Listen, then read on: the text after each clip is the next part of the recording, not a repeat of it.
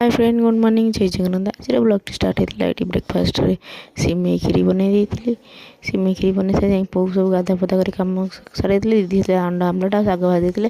डंगुल जमी गाधिक पड़े आसले दे दी खायापी तुम खाई दियो तापर आम लंच प्रिपेरेसन हो लंच रे मसला हरिया बाटी देती पेज जेहतु चिकेन हो दीदी चूल्हे चिकेन कर सब सब जोगाड़ देली मुझे नियम मसला करदे पेज करदे कहते गेली कहली माई मु करी देख बिले हाथ आज खरिका तो ये से कर तो लंच हो जाता आम ये बस खलार खाई शीत दिन खरा अल्प अल्प खरा छाई पड़ता बस खाए भल लगे ना तो ये दीदी मोर दे सब खाऊे बट दे आसी ना आसला भिडियो करपारनी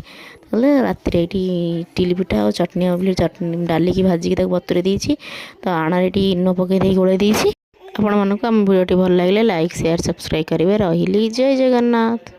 पुणी कल देखा नुआ ब्लॉग सहित।